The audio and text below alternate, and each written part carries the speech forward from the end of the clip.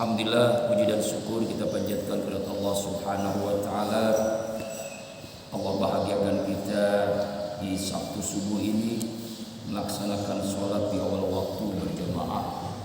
Musola dilanjutkan dengan kita mengaji setelah menyelesaikan rangkaian ibadah di bulan suci Ramadan.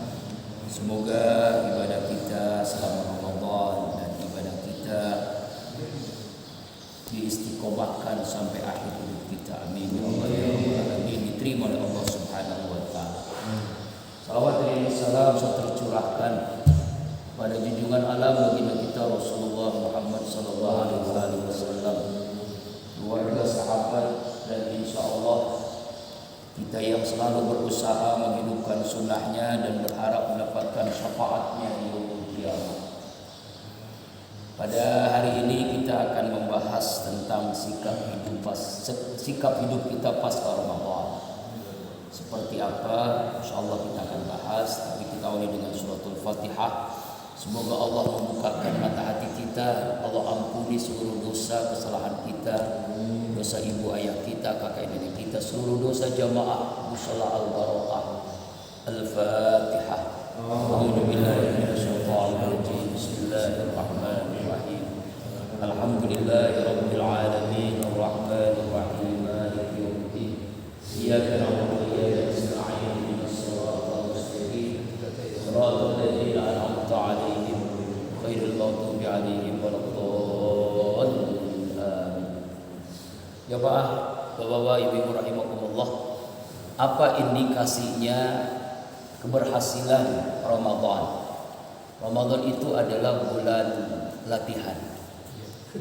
Sama dengan ya pemain sepak bola atau pemain badminton atau pemain olahraga yang lain. Dia akan juara kalau latihannya itu sungguh-sungguh. Pembuktiannya adalah setelah dalam pertandingan juara atau tidak, karena kesungguhan, karena benar-benar dia sesuai dengan petunjuk pelatihnya, walaupun akhirnya kalah sampai berantem lagi mengecewakan. Nah, kita ini sebagai hamba Allah selama 1 bulan kita dilatih, ikut training selama 1 bulan, mengendalikan nafsu, sabar, ya, kemudian kita dilatih untuk menjadi hamba Allah yang tekun ibadah, sholat selalu berjamaah, baca Al-Quran, bahkan hatam Al-Quran. Lalu apa indikasinya, tanda-tandanya keberhasilan selama 1 bulan itu? Bisa terlihat ada paling tidak 9 indikator keberhasilan Ramadan. Yang pertama, dirinya semakin mencintai Allah, semakin cinta kepada Allah. Kalau sudah cinta, itu berbeda dengan orang yang merasakan ibadah ya sekedar menggugurkan kewajiban. Misalnya beginilah, kalau kita dulu waktu masih bujangan, ya, kita cinta kepada seorang gadis yang kita idam-idamkan. Padahal zaman itu gelap, tidak ada lampu, tidak ada listrik. Perjalanan dari rumah ke tempat si doi jauh, melewati gunung, melewati hutan berantara, gelap. Nah, kira-kira malam minggu kita datang enggak? Wajib ya. Kenapa itu? Karena cinta. Karena cinta itu segala-galanya perintangan akan dihadapi. Begitu pula dengan orang yang berhasil selama Ramadan, terlihat dia itu jadi semakin cinta enggak kepada Allah. Kalau sudah kata-kata cinta berarti dia ikhlas. Ya, orang yang cinta itu orang yang ikhlas. Ya, semakin dia cinta kepada Allah maka semakin ikhlas dalam ibadahnya. Bukan karena apa, bukan karena siapa. Ibadah itu karena cinta. Makanya khusyuk, ikhlas. Ya, perintah Allah itu dia sudah menikmati, bukan sekedar menggugurkan kewajiban, bukan sekedar kebutuhan, bahkan sudah jadi kenikmatan dalam ibadahnya. Nikmat dalam sholatnya, nikmat dalam puasanya, dalam zikirnya, dalam doanya, dalam baca Al-Qurannya. Kenapa? Karena dia cinta kepada Allah. Jadi indikator keberhasilan, tanda orang itu berhasil selama Ramadan, semakin cinta kepada Allah. Kemudian yang kedua, tandanya dirinya akan semakin takut akan murka Allah dan siksa api neraka. Ya, semakin takut dengan siksa neraka. Sebagaimana doa yang kita panjatkan selama Ramadan, Allahumma inna nas'aluka ridhaka wal jannah wa na'udzubika min sakhatika wan nar. Kami ya Allah, jauhkan kami dari murka-Mu dan neraka-Mu. Muhammad Ali almarhum dulu petinju yang sangat legendaris ya. Beliau ya ketika jalan ada puntung rokok ya kena panas sakit, apalagi neraka, makanya dia takut sekali dengan neraka. Allah Akbar. Dengan api di dunia ini takut, apalagi api neraka. 70 kali dahsyatnya api dunia itu panasnya itu 70 kali di akhirat nanti. Api dunia misalnya lahar, magma, gunung meletus. Nanti di neraka 70 kali panasnya dari itu. Gimana itu? Dulu ada orang yang nggak percaya ya, cuma begini akal-akalan. Setan itu kan diciptakan dari api. Dia diponis neraka. Sama-sama api, oh enak dong, nggak sakit dong, nggak panas dong. Akhirnya ketika ada pertanyaan begitu, bagaimana Pak Ustadz? Itu kan setan dari api, neraka api, diciptakan Allah sama-sama api. Dia di neraka selama-lamanya nggak kepanasan dong, nggak kesakitan. Sini ditampar orang itu. Lah kok saya nanya malah ditampar? Ini jawaban dari apa yang kamu tanyakan. Tangan ini apa?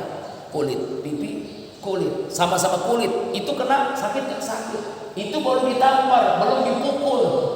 Begitu pula sama dengan setan dari api, neraka dari api, sama-sama panas. Ya seperti itulah kira-kira. Ya, nah orang yang tanda berhasil selama Ramadan, dia semakin takut. Takutnya bukan akan rezekinya, takutnya bukan akan yang lainnya, takutnya akan murka Allah dan takutnya dari siksa api neraka. Itu tandanya. Karena selama Ramadan kita kan dilatih menahan nafsu, mengendalikan nafsu. Yang ketiga tandanya, dia akan selalu bertobat dari kesalahan dosanya. Dia sangat mengharapkan ampunan Allah. Innallaha yuhibbut tawwabina wa yuhibbul mutatahhirin. Sesungguhnya Allah amat cinta kepada hambanya yang selalu suci dan selalu bertobat. Karena dia tahu manusia itu makhluk yang penuh dosa. Ramadan bulan taubat, maka setelah Ramadan keberhasilan ditandai, dia selalu bertobat dalam kehidupannya. Rasulullah SAW sudah dijamin masuk surga. ampunan dosa sudah Allah berikan kepadanya. Tapi taubatnya kepada Allah minimal 70 kali. Istighfarnya bahkan riwayat Ali mengatakan 100 kali. Itu manusia yang Allah sudah jamin masuk surga. Apatah lagi kita? Nah, tanda orang yang berhasil dalam Ramadan, dia akan selalu bertobat, mengharapkan ampunan Allah. Yang keempat tandanya, indikator keberhasilan Ramadan, dia akan lebih semangat lagi dalam dakwah. Bukan hanya ibadah, tapi juga dakwah, mengajak orang. Mungkin dia tidak mampu dakwah dengan lisan, kan sekarang gampang. Media sosial kita manfaatkan.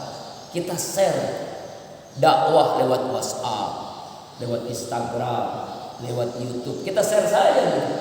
Sekarang semua orang bisa berdakwah dengan kemampuannya, dengan tangannya, ya kan? Gak harus dengan lisannya, dengan tulisannya, dengan mengajak orang tetangganya, yuk ke musola berjamaah, ya di grup, misalnya warga Bukit Sawangan Indah, yuk kita semangat dalam menjemput ridho Allah. Kita ramaikan musola, pengajian. Nah itu dakwah. Mandala ala khairin, siapa orang mengajak kebaikan, maka Allah berikan pahala sebanyak orang yang mengikuti kebaikan itu. Ini namanya amal jariyah. Jangan kebalikannya, dosa jariyah. Lakukan amal jariyah. Makanya orang yang berhasil dalam Ramadan, dia semangat dalam dakwah, mengajak orang untuk taat. Yang kelima, tandanya hubungan dengan Allah semakin dekat, sehingga dia senang mendengar firman Allah Al-Quran, semakin bersemangat untuk mempelajari. Khairukum man ta'allamal Quran wa 'allamahu. Orang yang terbaik adalah orang yang belajar Al-Quran dan orang yang mengajari Al-Quran. Belajar dan mengajari Al-Quran. Jadi semakin dekat hubungan kepada Allah, maka dia semakin semangat untuk membaca Al-Quran, menghafal Al-Quran, memahami Al-Quran, menghayati Al-Quran dan mengamalkan Al-Quran. Menjadi ahlullah, keluarga Allah. Siapa itu Allah? Orang-orang yang menjadi penghafal Al-Quran. Alhamdulillah tanggal 5 anak saya tadi Raza sudah berhak, ya, sudah mendapat syahadah 30 juz Al-Quran. Alhamdulillah. Sekarang diterima di kuliah Al-Hikam. Al-Hikam itu peninggalan dari Al-Baruti Al-Jasim Muzadi. Syaratnya lulus SMA dan hafal 30 juz. Ya, jadi kalau abang punya anak, punya cucu, punya keponakan, free gratis kuliah sampai S1, asrama gratis, makan gratis, sampai saja. Syaratnya 30 juz Al-Quran hafal dengan bukti syahadah dan pasti ujian, ya. Ujian dan ijazah SMA sederhana. Alhamdulillah. Mudah-mudahan diberikan kemudahan, ya, insyaallah sampai menyelesaikan S3. Bapaknya kan S2, dia S3. Kalau abang S4. Maksudnya apa S4? Istri 4. Insyaallah. Yang keenam, tanda keberhasilan Ramadan semakin yakin dengan penyertaan Allah di mana saja berada. Jadi ada namanya ma'iyatullah. Ma'iyatullah itu bersama Allah. Kalau bersama Allah pasti yakin dengan pertolongan Allah. Yakin dengan pertolongan tadi ayat yang dibaca surah Fussilat. Tadi kita akan baca istiqamah innal ladzina qalu rabbuna Allah di ayat yang pertama. Yang ketiga, yang ketujuh, tandanya semakin nampak ketenangan jiwanya. Itulah di antara tanda orang meraih Lailatul Qadar Ramadan, jiwanya semakin tenang, hatinya semakin bahagia. Ala bizikri tasma'innul qulub, enggak gelisah. Walaupun dia hidupnya pas-pasan, ya, maksudnya apapun yang ada pas uangnya gitu. Mau ada acara apa, ada aja gitu. Itulah berkah namanya. Berkah itu bukan banyak, tapi berkah itu bertambah kebaikan dalam ketaatan. Maka hidupnya tenang. Ya, sehari megang uang 10 juta atau 10.000 sama aja. Enggak ada bedanya, tenang aja. Kebahagiaannya, Masya Allah. Ya, Haji Mufasir itu di Banten itu, Masya Allah, enggak butuh dunia, tapi dunia datang kepadanya. Dia makan yang ditanam. Enggak mau dia makan dari yang beli kayak kita. Yang ditanam yang dia makan. Maka hidupnya semakin berkah. Santrinya banyak, jamaahnya Masya Allah, orang setiap hari tamu, ribuan orang datang. Masya Allah, pejabat semuanya itu bingung dia pada datang ke sini ngapain gitu. Kenapa? Karena memang sudah bahagia dengan dekat dengan Allah, ma'iyatullah. Nah, itu di antara indikator keberhasilan Ramadan. Yang kedelapan, semakin taat kepada Allah dan semakin jauh dari maksiat. Jangankan maksiat, yang maksiat kecil bohong saja udah gelisah hidupnya. Jangankan maksiat, misalnya nih, kalau orang yang sudah senang dengan tahajud misalnya, dia kesiangan udah azan subuh, itu gelisah hidupnya. Kok kenapa saya nggak tahajud? Biasa saya tahajud. Itu ada kegelisahan, itu baru meninggalkan ibadah yang sunnah, apalagi maksiat. Inilah diantara indikator keberhasilan Ramadan.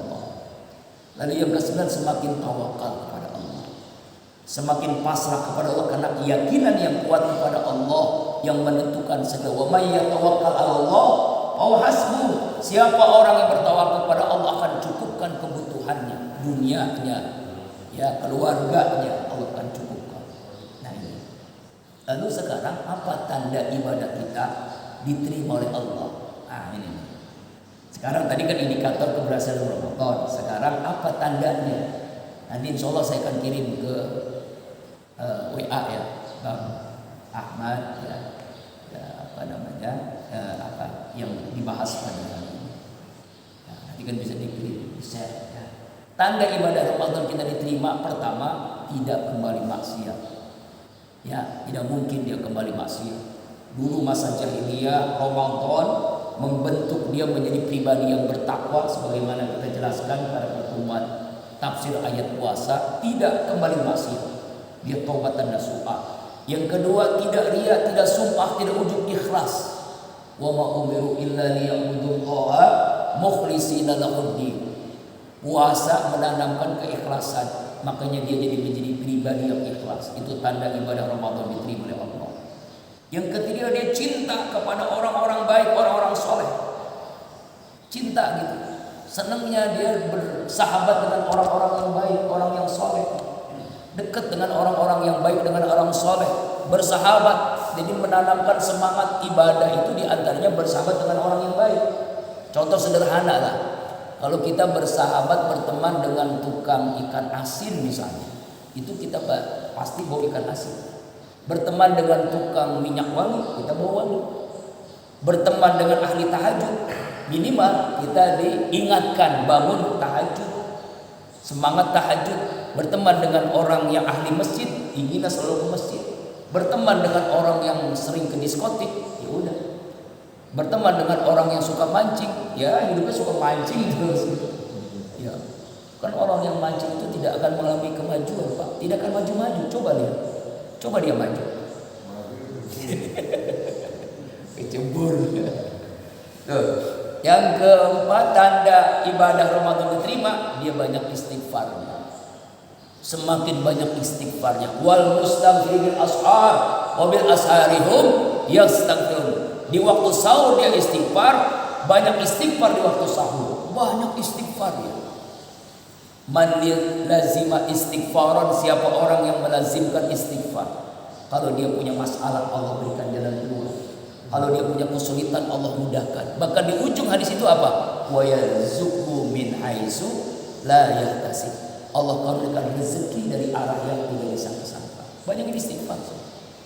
Ya, yang punya masalah banyak istighfar. Yang punya hajat banyak istighfar.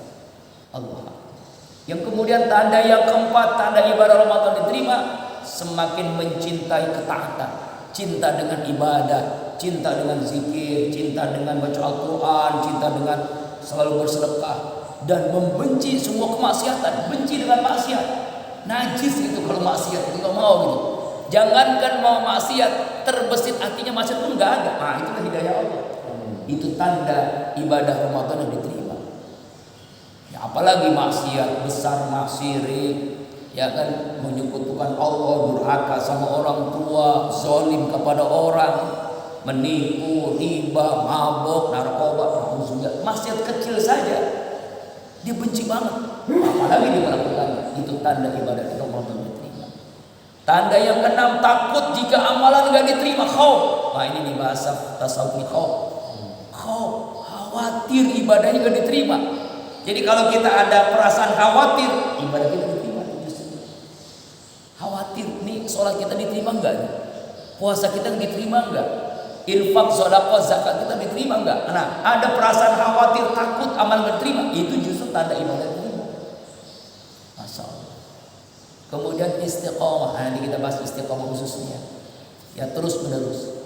Kemudian berharap dan banyak berdoa kepada Allah agar ibadahnya diterima. Rabbana taqabbal minna sholatana, ya Allah terima sholat kami, puasa kami, ibadah kami. Ya kan? Itu selalu minta.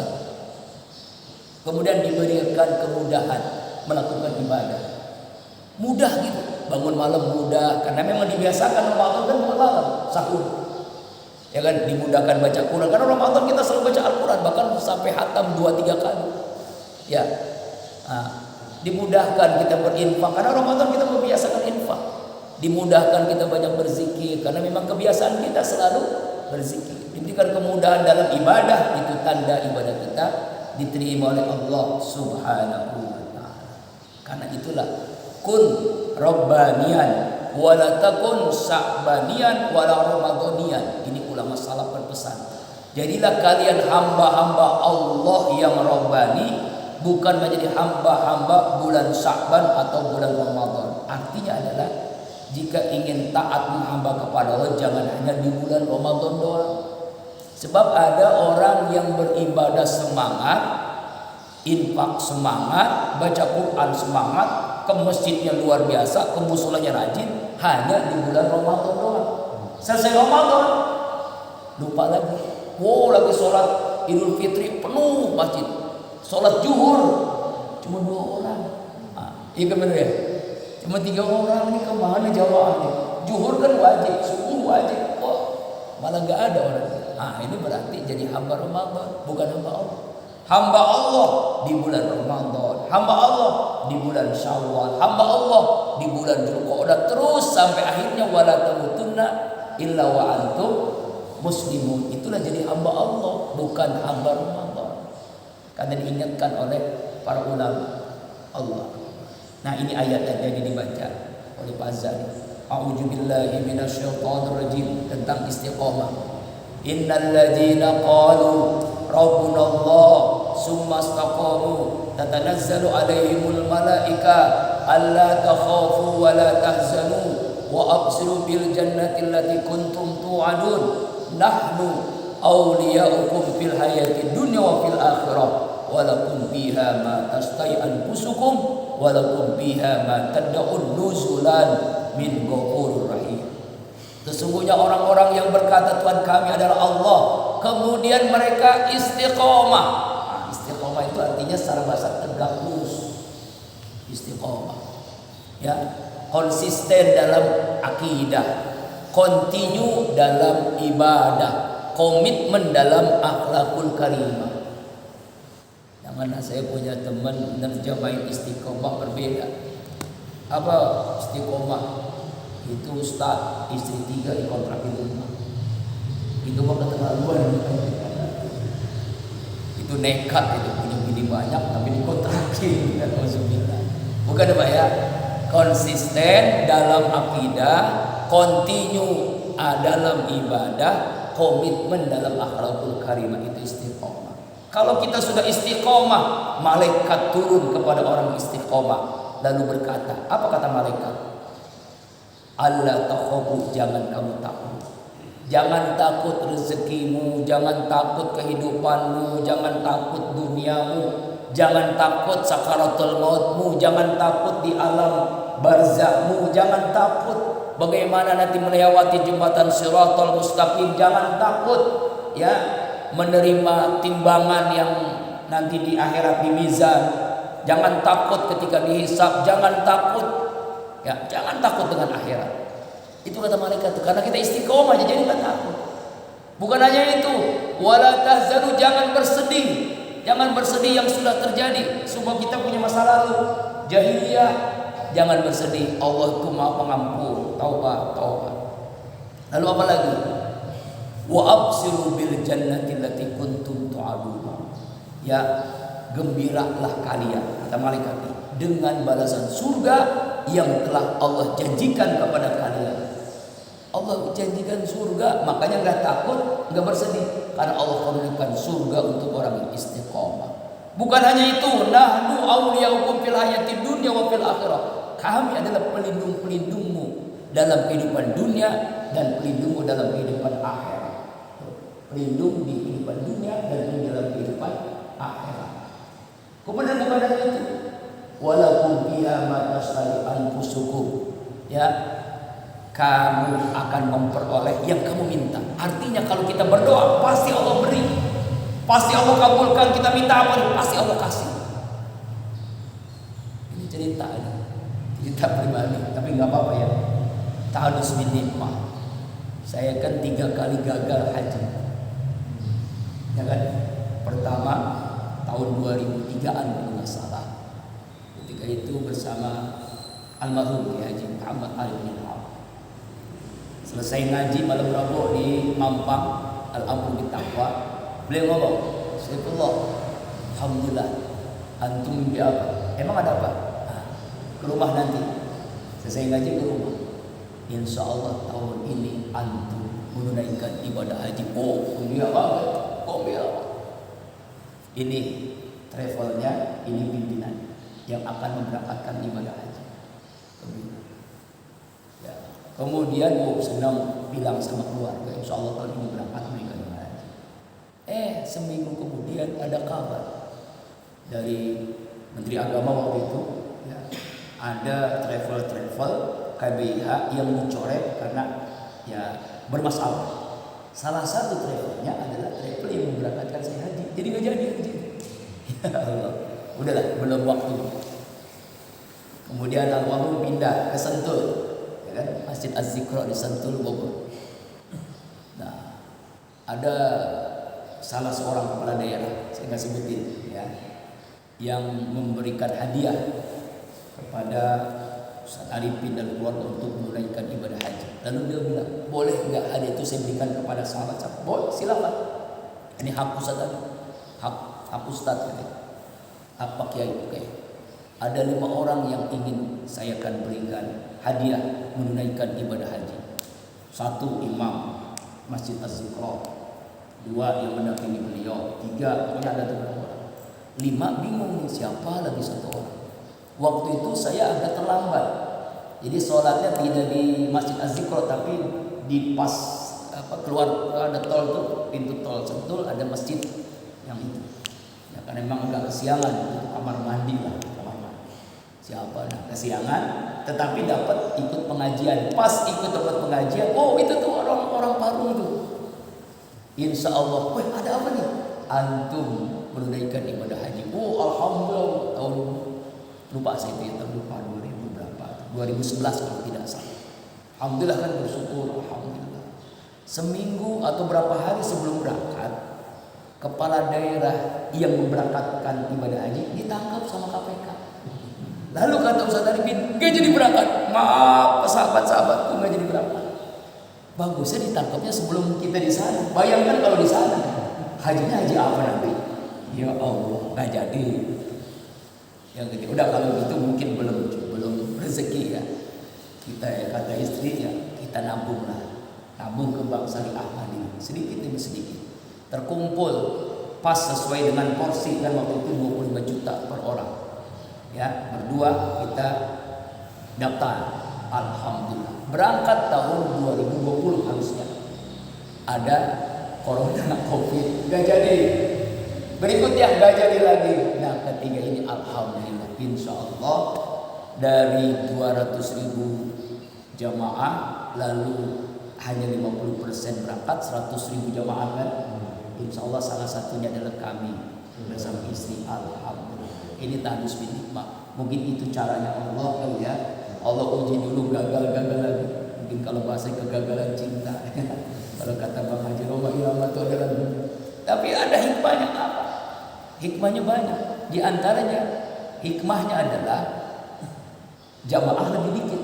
Kan hanya 50%. Berarti kan nanti ibadahnya lebih khusyuk, ya kan? Yang kedua hikmahnya ada KBIH, banyak pembimbing-pembimbingnya nggak pada berangkat. Lalu minta ke saya, Ustaz, maaf, saya punya KBIH tapi nggak ada pembimbing, tolong antum jadi pembimbing. Nah itu hikmahnya tuh. Padahal saya belum haji tapi jadi pembimbing haji, masya Allah. Itulah hikmah dibalik kegagalan-kegagalan. Mudah-mudahan di sana diberikan kemudahan dan insya Allah berangkat di bulan Juli, tapi tanggalnya nanti pengumumannya hari Senin. Insya Allah mohon doanya menjadi haji yang mabrur dan bisa membimbing jamaah yang diberikan amanah tanggung jawab oleh beberapa KBH. Allah Akbar. Nah bayar tuh. Jadi apa kita minta pasti Allah kasih mati. Yakin aja. Jangankan minta apa kata Allah dalam ayat ini, walaupun fiha matadun, jangankan kalian minta, enggak minta pun Allah kasih. Tuh. Yang kamu inginkan dikasih, apalagi yang kita inginkan. Itulah pentingnya menjadi hamba Allah yang istiqomah. Lalu apa sih kita masuk sekarang bulan Syawal? Apa keistimewaan bulan Syawal? Bulan Syawal itu adalah setelah kita Ramadan kembali kepada fitrah. Minal aidin wal faizin. Bulan Syawal itu bulan takbir, walitukbilul iddah, walitukabillah, kita bertakbir mengagungkan Allah. Al-Baqarah 185. Nah, bulan Syawal ini adalah bulan silaturahim yang diminta halal bihalal. Nah, seperti apa halal bihalal tadi kita jelaskan. Bulan Syawal ini adalah ada mendapatkan pahala ibadah spesial. Pahala 1 tahun. Kita diberikan pahala selama kita berpuasa 6 hari di bulan Syawal. Kemudian bulan Syawal ini adalah bulan nikah. Karena itu sunnah. Ya, bulan nikah. Makanya habis Ramadan, bulan Syawal banyak pernikahan. Coba banyak undang pernikahan. Masya Allah, bulan nikah. Kemudian bulan Syawal ini bulan peningkatan ibadah, peningkatan akhlak. Bulan Syawal adalah bulan pembuktian takwa. Ini hadisnya nih. An Abi Ayyub Al-Ansari radhiyallahu anhu anna Rasulullah sallallahu alaihi wasallam qala man shoma ramadhana summa sittan min Syawal kasama yaumud dahr. Siapa saja yang puasa Ramadan kemudian dia melanjutkan dengan puasa 6 hari di bulan Syawal, maka dia mendapatkan pahala 1 tahun penuh. Masya Allah.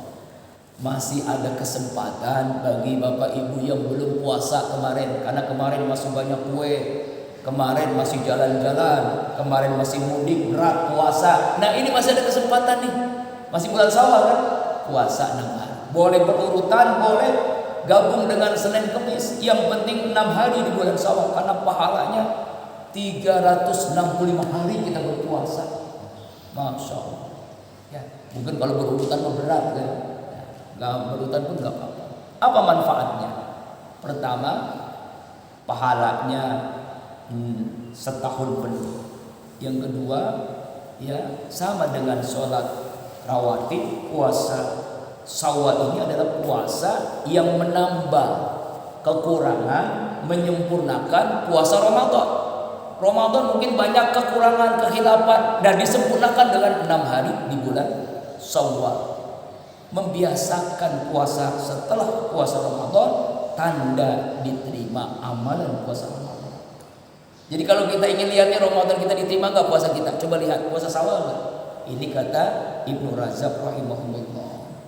Kemudian yang keempat, karena Allah memberikan taufik hidayah kepada kita untuk melaksanakan puasa Ramadan, maka kita pun dimudahkan untuk melaksanakan puasa setelah Ramadan.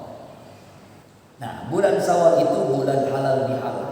Apa itu halal bihalal? Ini hanya ada di Indonesia, Pak. Dan kita tidak pernah menemukan ayat hadis baca Al-Quran 114 surat, 30 juz, 6236 ayat, nggak pernah menemukan kalimat halal bihalal. Pernah nggak, Pak? Surah apa? Nggak ketemu. Karena memang ciri khas Indonesia halal bihalal ini. Nah, apa pengertiannya secara bahasa? Halal bihalal itu dari kata halal yang mempunyai banyak arti sesuai dengan konteks kalimatnya. Antara lain penyelesaian problem kesulitan, meluruskan benang kusut, mencairkan yang beku, melepaskan ikatan yang membelenggu. Ini diungkapkan oleh Profesor Dr. Quraisy Shihab dalam buku Wawasan Al-Qur'annya. Halal bihalal adalah suatu kegiatan saling bermaafan atas kesalahan dan kehilapan sesudah lebaran melalui silaturahim, sehingga dapat mengubah hubungan sesama manusia dari benci menjadi senang, dari sombong menjadi rendah hati, dari berdosa menjadi bebas dari dosa. Jadi intinya silaturahim setelah Idul Fitri, setelah kita Ramadan, kita silaturahim, itu halal bihalal. Secara hukum halal itu lawan dari haram, adalah perbuatan yang diperbolehkan. Jadi kalau makna halal bihalal ditinjau dari segi hukum adalah menjadikan sikap yang tadinya haram berdosa menjadi halal dan tidak berdosa lagi. Begitu. Kata halal dalam Al-Quran ditemukan ada 6 ayat. Halal saja, bukan bihalal ya.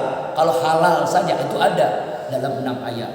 Di antaranya dalam surah An-Nahl 116, surat Yunus 59. Al-Quran menuntut setiap kegiatan dilakukan oleh manusia, baik dalam berpolitik, berdagang, berpakaian, berbicara, berhubungan sama manusia dan lainnya, maka harus sesuatu yang baik dan menyenangkan semua pihak. Itulah halal.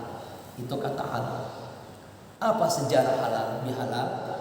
Ini adalah ciptaan umat Indonesia, hasil ya pribumisasi ajaran Islam di tengah masyarakat atas. Konon katanya tradisi ini dilakukan oleh Mangkunegara I tahun 1725 yang terkenal dengan sebutan Pangeran Sambernyawa. Wah, itu pertama kali mengungkapkan kalimat halal bihalal. Saat itu untuk menghemat waktu, tenaga pikiran dan biaya setelah sholat Idul Fitri, Pangeran Sambernyawa ini mengadakan pertemuan antara raja dengan para punggawa dan para secara serentak di balai istana. Dalam budaya Jawa, seorang yang sungkem kepada itu adalah suatu perbuatan yang terpuji. Tujuan sungkem adalah lambang perhormatan dan perhormatan. Sumber lainnya adalah tradisi halal ini bermula pada revolusi kemerdekaan di masa Belanda datang lagi. Saat itu kondisi sangat terancam dan membuat sejumlah tokoh menghubungi Soekarno pada bulan puasa 46 agar bersedia di hari raya Idul Fitri jatuh pada bulan Agustus menggelar pertemuan dan mengundang seluruh komponen. Tujuan adalah agar Lebaran menjadi ajang saling memaafkan. Lalu apa kalimatnya nih? Silaturahim setelah Lebaran. Lalu Kiai Hasbullah kalau tidak salah dari NU, udahlah kalimat halal bihalal itu yang paling cocok.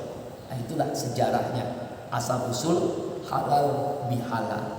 Makanya sekarang kalau orang silaturahim kemana-mana tuh, ya di kantor, di majlis, di musola, di masjid, di mana-mana halal bihalal. Silaturahim setelah Lebaran. Yang paling penting apa hikmahnya? Nah ini kita bahasnya. Apa manfaatnya dari halal bihalal? Apa manfaatnya dari silaturahim? Pertama, Allah lapangkan rezeki kita. Amin. Amin. Ya Rabbal Alamin. Semakin luas rezeki kita. Sebagaimana hadis Bukhari Muslim, an Abi Syihab qala akhbarani Anas bin Malik anna Rasulullah sallallahu alaihi wasallam qala man ahabba ayyabsuta lahu bi rizqihi wa yansau fi umuri fi asari falyasil rahimah. Barang siapa yang ingin lapangkan rezeki, pintu rezekinya untuknya dan ingin dipanjangkan umurnya, hendaklah ia menyambung tali silaturahim, hendaklah dia berhalal bihalal. Itu kan? Ingin rezeki luas, ingin umur panjang, halal bihalal. Beberapa hari yang lalu ada orang Bumek yang umurnya diberikan panjang, belum lama wafat. Umur berapa? 120 tahun. Masya Allah. Jarang kan? Sayangnya tuh nggak diekspos. Orang tua namanya Ustadz Muhammad Yunus. Beliau itu muazzin di Masjid Ar-Rahmat yang pertama dulu.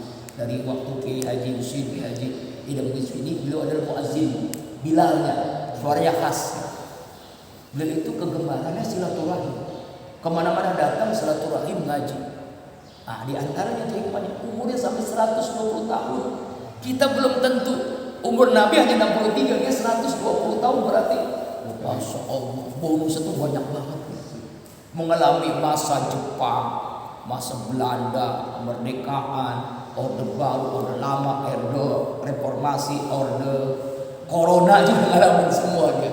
Masya Allah, ngalamin berapa gitu. Masya Allah. Itu kan di antaranya rahasianya adalah silaturahim. Jadi kalau Bapak ingin panjang umur, silaturahim. Banyakin teman. Apalagi sekarang semakin mudah. Media sosial manfaatkan. Banyakin teman. Masya Allah. Ya. Banyakin saudara, lapang rezeki dan panjang umur. Nah, lalu yang kedua, hikmah silaturahim halal bihalal, tanda orang beriman.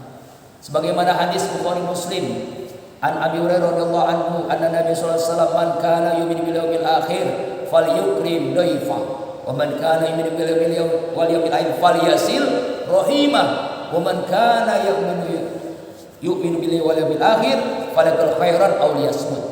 Siapa orang yang beriman kepada Allah pada akhir, ia muliain tamu. Punya tamu, muliakan tamu. Ya. Kita jadi tamu Allah, pasti dong Allah muliakan kita. Kapan? Nih, kita ke musola jadi tamu Allah. Kita ke masjid jadi tamu Allah. Kita ke Masjidil Haram, Masjid Nabawi, haji umrah jadi tamu Allah. Pasti Allah muliakan kita. Ya kan, kita punya tamu pasti kita muliakan. Minimal kita kasih makan, kita kasih minum. Makanan nanti yaitu apa? Ridho Allah, surga Allah bagi orang menjadi tamu Allah. Lalu apa lagi? Sambung silaturahim. Siapa yang beriman kepada Allah pada akhir, dia pasti selalu menyambung silaturahim. Dia tidak pernah memutuskan. Dan kalau dia berkata baik, kalau enggak diam. Kalau ngomong ya baik. Kalau enggak mampu, diam. Jadi ngomong baik itu berdiam, diam itu emas. Diam emas, ngomong baik, berdiam, dua-duanya baik. Gitu. Nah ini tanda orang beriman adalah silaturahim halal bihalal. Hikmah yang ketiga, perintah silaturahim. Kecil ya, kelihatan nggak? Yang penting terjemahnya aja dah. Bahasa Arabnya panjang, terjemahnya langsung supaya singkat, supaya pas waktu suruh kita selesai. Karena kata ada pengen tausiah tentang umroh ya, nanti ada sedikit hikmah umroh. Ya, ada jamaah musola yang ingin melaksanakan ibadah umroh. Mungkin kloter terakhir tuh ya. Karena setelah itu kan haji kan. Enaknya begini, umroh jangan pulang gitu ya. Sekali haji. Cuma masalahnya diusir sama laskar ya. Ya Allah. Nah ini kan dalam hadis Imam Bukhari menceritakan pada kami, Allah telah menceritakan pada kami panjang sekali ya. Dari Abu Hurairah Nabi yang telah bersabda, Allah Subhanahu menciptakan makhluk dan telah selesai dari menciptakan bangkitlah dia. Lalu berkata kepada kedua telapak kaki Tuhan yang makhluk, maka diberikan, apakah keinginanmu? Rahim itu menjawab, ini adalah tempat memohon perlindungan kepada dari orang memutuskan aku. Maka Allah berfirman, tidakkah kamu puas bila aku berhubungan dengan orang hubunganmu dan memutuskan hubungan dengan orang memutuskanmu? Rahim menjawab, benar, kami puas. Allah berfirman, itu adalah untukmu. Lalu Abu Hurairah berkata, bacalah kalian bila kalian mendaki firman Allah, maka apakah kira jika kamu berpaling dari jihad, maka kamu membuat kerusakan dan memutuskan hubungan kekeluargaan. Jadi memang Allah perintahkan untuk menjaga silaturahim. Ya, silaturahim halal bihalal itu adalah perintah Allah Subhanahu wa taala. Lalu bagaimana orang yang memutuskan silaturahim? Imam Ahmad mengatakan ya, dari Abu Bakar, Rasulullah pernah bersabda, tidak ada perbuatan dosa yang lebih layak untuk disediakan oleh Allah hukuman di dunia selain dari ajab yang disediakan untuk pelakunya kelak di akhirat, selain dari zina dan memutuskan hubungan kekeluargaan. Ma min zanbin akhra ayyajirallahu uqubahu fid dunya ma'a ma yudakhilu li sahibihi fil akhirah minal baghi wa qatir rahim. Jadi dua perbuatan yang Allah berikan hukumannya bukannya dia di dunia pun Allah hukum. Siapa? Orang yang berzina dan orang yang memutuskan silaturahim. Jadi walaupun misalnya kita bercerai atau kita tidak lagi ya memutuskan ya, tapi tetap kita sambung silaturahim. Ya, mungkin dulu mantan ya, mantan pacar, mantan istri ya, atau juga mantan atasan ya, dan sebagainya, tetap sambung silaturahim, jangan diputuskan, karena itu yang membuat azab di dunia. Jangan ya Allah di dunia pun Allah azab, sama dengan pelaku zina, apalagi LGBT di dunia lebih azab lagi. Yang kelima, mendapatkan pertolongan Allah, hikmah silaturahim, Allah berikan pertolongan ya. Allah berikan pertolongan ya, di ujung hadisnya tuh, sesungguhnya kamu akan terus mendapat pertolongan Allah selama kamu melakukan silaturahim. Ujungnya aja ya, supaya singkat. Banyak banget ini. Ternyata saya nggak sadar bikin makalah sampai 23 halaman. Yang keenam, bahayanya menunjukkan silaturahim nih, bahayanya lagi nih. Allahu Akbar. Rahim itu bergantung di atas arsy. Bukanlah orang, bukan perorangan orang mau membalas perlakuan dengan setimpal, mereka orang yang menghubungkan keluarga, yang apabila rahim kemudian diputuskan lalu dia menghubungkannya. Jadi hati-hati kalau kita memutuskan tali silaturahim, karena rahim itu kan ada di ibu kan. Nama Allah, rahim itu nama Allah. Bismillahirrahmanirrahim. Itu makanya kalau kita ingin bersama Allah, sambung silaturahim. Kemudian yang berikutnya jadi saksi di akhirat. Dengan silaturahim maka jadi saksi di akhirat. Kemudian yang kedelapan, disayang ulul langit. Allah sayang, ulul langit sayang kepada orang yang silaturahim, mendapatkan sayang dari makhluk Allah yang di langit, para malaikat. Yang kesembilan, sebagian dari asma Allah tadi saya sampaikan, Bismillahirrahmanirrahim itu adalah salah satu asmaul husna. Yang kedua bahkan setelah ar-Rahman ar-Rahim. Kemudian menimbulkan kerukunan. Nah ini dengan silaturahim menimbulkan kerukunan. Bahkan Syekh Sulaiman Al-Buzairi menyebutkan ada 10 keutamaan silaturahim. Singkat saja. Pertama, mendapatkan ridha Allah. Yang kedua, idkhalus surur, mendapatkan kebahagiaan, membuat bahagia. Yang ketiga, malaikat bahagia dengan orang silaturahim. Yang keempat, melahirkan ingatan positif dari orang yang silaturahim, membuat hati pikiran iblis susah. Iblis itu susah, orang yang selalu silaturahim. Orang yang selalu halal bihalal, iblis susah dia. Kenapa? Karena inginnya iblis itu tawuran. Makanya aneh orang habis Ramadan tawuran. Nauzubillah, ada yang meninggal lagi. Ya Allah. Kemudian menambah berkah umur. 7, menambah keberkahan rezeki, membuat bahagia orang-orang yang telah wafat, keluarga kita, ayah kita, kakek nenek kita bahagia. Kenapa? Karena keluarganya itu selalu menyambung silaturahim. 9, menambah muru'ah, kewibawaan. Sebelum menambah pahala orang yang silaturahim. Masya Allah. Nah, kemudian yang berikutnya permintaan dari terus yaitu tentang keutamaan umroh.